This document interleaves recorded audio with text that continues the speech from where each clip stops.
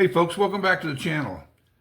Today I'm trying to answer some questions. I've been asked quite a few questions actually recently, and I've answered them privately, but I thought I'd put some of these questions together and just make a video, so hopefully we can answer these for a larger group of people. But before I start answering questions, I just want to say this. I'm not an expert. I'm just a old retired guy trying to survive in retirement, just like everybody else that's probably watching this video. I don't have all the answers. I know how to do some research.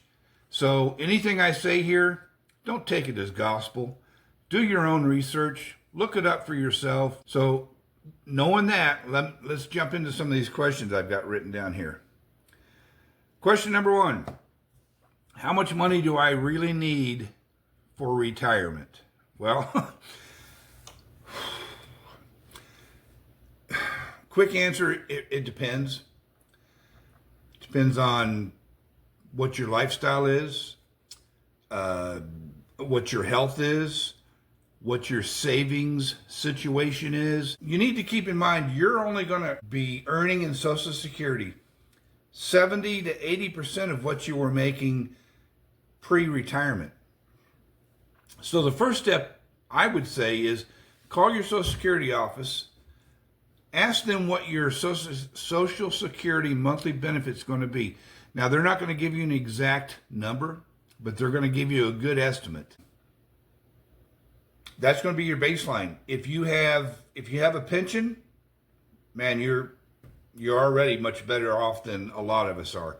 If you've got retirement savings, you're living the dream as far as I can tell. Again, it just depends what your lifestyle is. Do you like to travel a lot? You're going to need more money. Do you have expensive habits of you want to eat out all the time?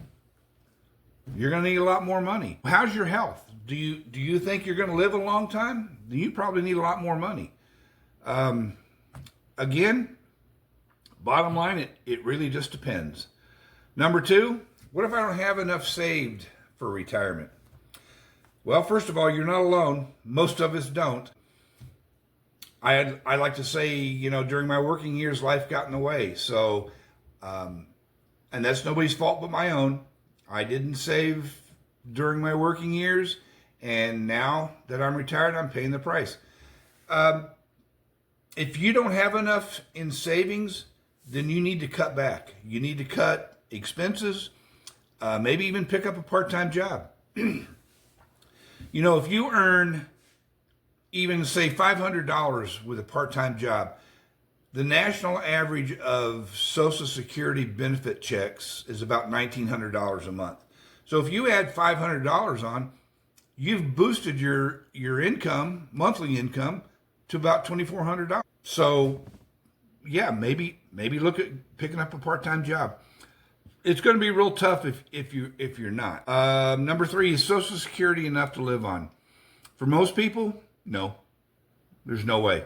You're going to need some type of secondary income, whether that's a part-time job, whether that's a pension that you've got, whether that's a hefty retirement savings plan that you've been putting money into for the last 30, 40, 50 years. They say Social Security wasn't meant to be the only thing you live on. And I wish they'd have taught that to me in school, because I might have listened to that, but unfortunately I didn't. So Social Security is definitely not going to, I shouldn't say definitely. People are doing it every day of the week. Depending on your lifestyle, that's going to be it. Do you like to eat filet mignon? Do you have to have a porterhouse steak 2 or 3 times a week? Can you survive on ground beef? And I'm not saying I'm at the rice and beans stage yet. Hope I never am.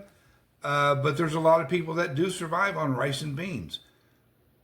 Not real glamorous, but we're talking about surviving retirement, not living a glamorous lifestyle. So yeah, you're gonna need some other type of income or savings to survive retirement.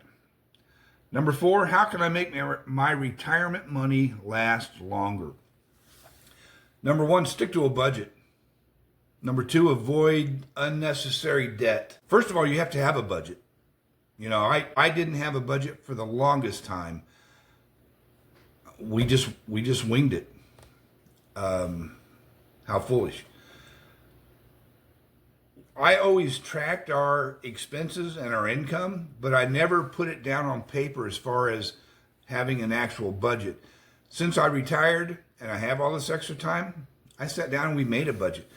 What my wife and I did was we took the last 3 months of our expenses for groceries, electric, eating out, how much gasoline we bought for the car, and we added those categories together and then divided and that by 3, and that became our monthly budget.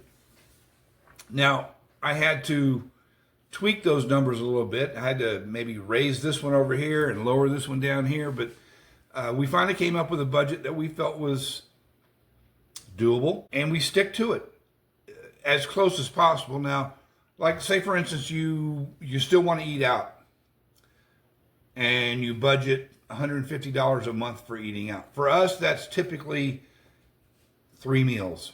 We don't go to real fancy places, you know. Chili's might be the most fancy place that we go. So 2 meals with tip shouldn't exceed more than $50. So that's $150 budget. That's 3 meals out. If we get close to that after 2 meals, we don't go out anymore. So let's say we've spent $120 of that $150. So we've got a pad of $30. That's basically how I do it. Avoid necessary debt. By that I mean, on the high side, don't go out and buy a new car. You're throwing your money away. You're adding another big debt to your budget that you have to fund every month until it's paid off. Go out, if you have to get a new car, like I just did, go out and get a car that's 3, 4, maybe 5 years old, still has some warranty on it, and runs good. You're going to save a lot of money. What else can you do? If you have a savings, a retirement savings, stick to what they call the 4% rule. In other words, don't withdraw more than 4% of your savings each year. Number 5, should I pay off my mortgage before I retire? Absolutely. If at all possible, absolutely. Pay off your mortgage and get rid of it. Best thing you can do.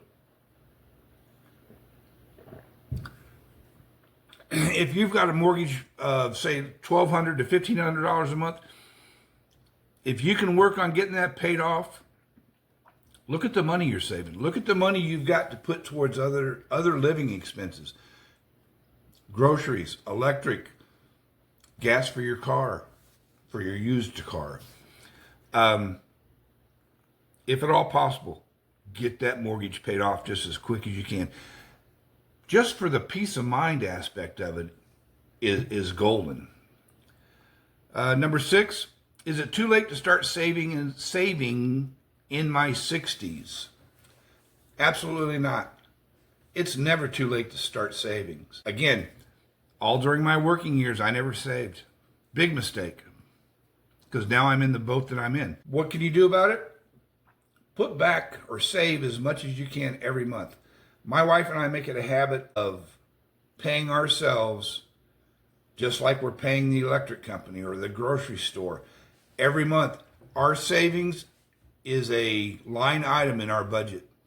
I have a line for what I call our retirement fund, which is, our savings account. I have a line item for our emergency fund.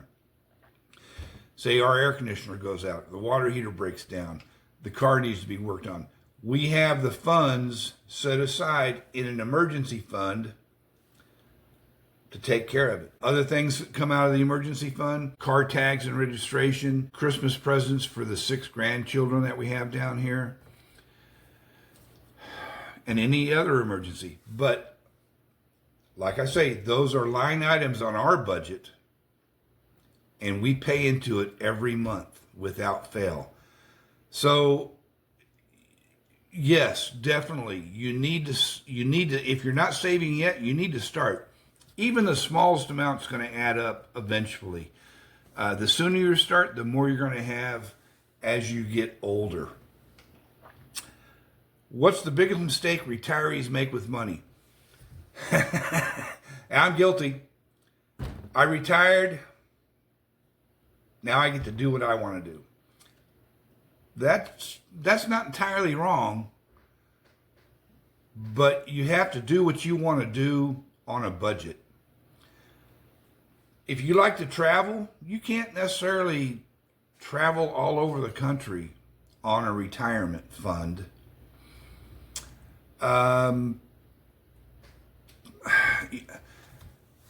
You got to learn to be retired. It's not a spend at will living situation. You have to, again, budget for everything. Most people, when they retire, they overspend in the first couple of years. Oh, they buy new golf clubs and they go traveling and they do this and they do that and they join this club and that club. And then later on in their retirement, where'd all my money go? Well, you blew most of it in the first 2 or 3 years of being retired. Pace yourself. It's a marathon. It's not a sprint. Number 8, should I work a part-time job in retirement? Some people have to. Some people don't have pensions. Some people didn't save for retirement, and all they have is Social Security. So they have to work. I have to work. Again, even if you add $500 to your income each month with a part-time job, you're boosting your income for expense items. If you don't have to work, but you don't have and you don't have a lot of hobbies or a hobby, some people work because they want to work. I need to work, but I like to work. I've worked since I was 14. You can't just flip a switch and say, okay, I'm done. I'm not working anymore. It doesn't work that way. You know, you've worked that many years, you're programmed to get up and do something every day of the week. So should you work? If you want to, if it makes you happy, why not earn a little extra money? Then you can do some extra things. Go buy these golf clubs. Travel more. If you have to work, you're cutting your expenses down by having extra income. Number 9, how do I budget on a fixed income? Well, like I said earlier, track your spending for, even 3 months prior to starting a budget. You have to have a base number to start with. So figure out what your income is each month, and then figure out what your expenses are. You got to know what your expenses, every single expense is, and then write it down and say, okay, I'm going to spend $600 a month on groceries. I'm going to spend $150 a month on gasoline for the car. I'm going to spend $100 for eating out. I've got to pay $100 a month for life insurance. So you know what your budget amounts are going to be. Add them all up. If they're still lower than the amount of income you got coming in, you're in great shape. You've got money left over. Make sure one of those line items on your budget is paying yourself, having an emergency fund. Those are very important. Even if you put the smallest amount, and I'm not going to sit here and suggest any amount because everybody's different, but put something into a savings account, put something into an emergency account, even if it's a small amount. Figure out what your budget is, figure out where you can cut back. Do I need the latest iPhone? I don't. I'm recording this on an Android Samsung Galaxy phone. That's all my videos are done on a Samsung. Why am I going to pay $1,200 to $1,500, $1,600 for a phone when I can pay $200 or $300 and do everything I need to do? I can get on YouTube, I can record, I can take phone calls, I can play games. Why do I need a much more expensive phone? And I'm not saying don't, if you want it and you can afford it, more power to you, go for it. Make a budget. That's the best answer I can give you. If you say I need $600 a month for groceries, and you go to the grocery store and you only spend $450, and you only do that, and you do that several months, hey, I don't need $600 a month for groceries. I can survive on $450. So there's $150 you can knock off groceries and maybe put it towards your electric bill. Maybe I can lower the thermostat and not be sitting here sweating like crazy 24 hours a day. Or maybe that 150 can go, 50 goes into the emergency fund, 100 goes into your savings account for your retirement. Make a budget. That's what you need to do. Folks, last one, number 10. Should I downsize my home? That's entirely up to you. Is your home paid for? Is it too big a home now? You've raised a family. They've all moved out. It's just you and your spouse, or just you. Do you really need that 24,000 square foot home? Probably not. You know, we had a home on 4 acres before we retired. Sold that property. We actually made money on the sale, which was good. We came down here to be closer to the kids and the grandkids. We found this mobile home park senior community, and we bought a place in here, 1,900 square feet.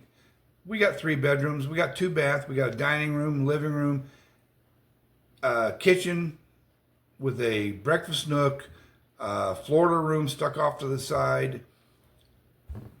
And this is really, this is more the room than we need, you know. I don't have a dedicated area or studio, as they say, for making my videos. Today I'm sitting in the dining room. Most of the times I am in the spare bedroom. I prefer to be in the park or outside somewhere. So just, if you downsize, great. You don't have to, but if you downsize, you have less to clean.